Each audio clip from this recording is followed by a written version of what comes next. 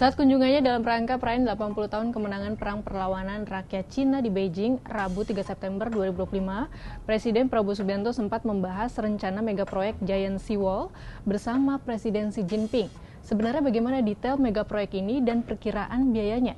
Dan apakah tanggul laut raksasa ini nantinya benar-benar bisa menjadi solusi banjir rob pesisir atau sebaliknya menambah masalah baru? Kita bahas ya.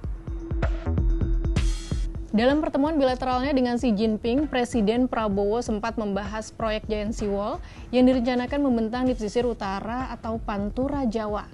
Meski demikian, Menko Perekonomian Airlangga Hartarto mengatakan Cina bukan satu-satunya negara yang ditawari untuk ikut terlibat dalam proyek tersebut. Selain negeri tirai bambu, pemerintah juga sudah melakukan penawaran ke negara-negara di Eropa dan Asia Timur lain seperti Korea Selatan, Jepang, dan beberapa negara Eropa. Sebelumnya, Presiden Prabowo Subianto menegaskan komitmennya untuk mempercepat pembangunan Giant Seawall atau tanggul laut raksasa di pantai utara Jawa. Dalam penutupan Forum International Conference on Infrastructure Kamis 12 Juni 2025, saat itu Presiden menyebut mega proyek senilai 80 miliar dolar AS ini sudah harus dilaksanakan dan tidak boleh ditunda lagi sehingga dibutuhkan badan otorita khusus yang akan mengurus secara langsung proyek ini.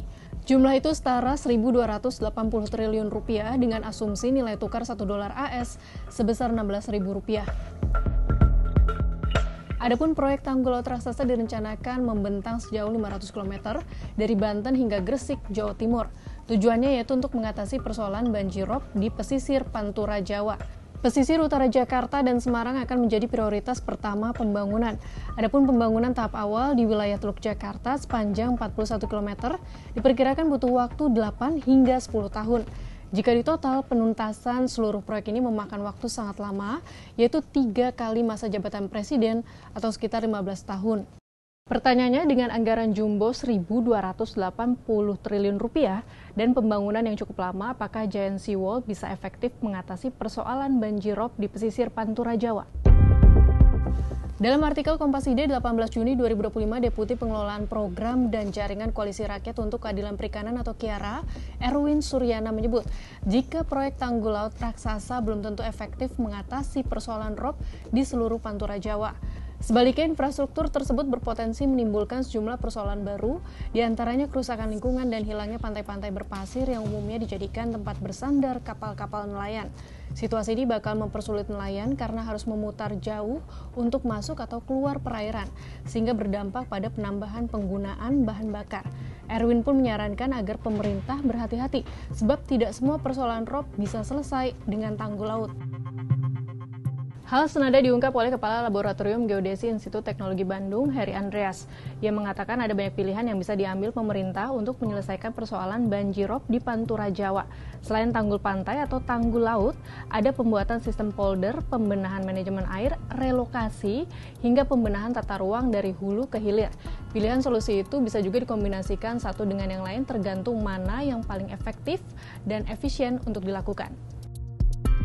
Menurut Andreas, solusi pembangunan tanggul laut bisa dilakukan untuk mengatasi rob di Jakarta, Cirebon, Brebes, Tegal, Pekalongan, Semarang, dan Surabaya. Pertimbangannya potensi kerugian yang sangat besar dengan jumlah penduduk terdampak rob sangat banyak.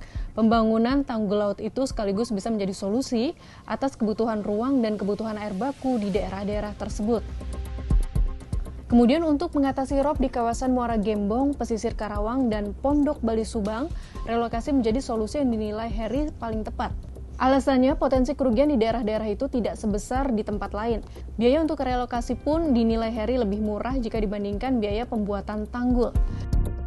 Sementara itu, untuk mengatasi rob di Tangerang, Pemalang, Kendal, dan Gresik, upaya paling ideal adalah peninggian infrastruktur pesisir.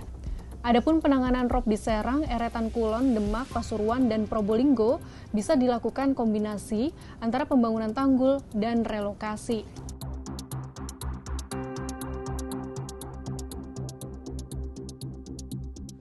Sahabat Kompas, kita semua tentu setuju penanganan rob di pantai utara Jawa memang sudah mendesak karena telah berlangsung selama puluhan tahun dan menggerus kehidupan warga pesisir.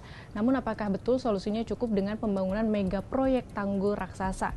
Adakah kebijakan yang lebih berkelanjutan karena selama ini problem rob di Pantura tak lepas dari timpangnya pembangunan antara kawasan utara dan selatan Jawa?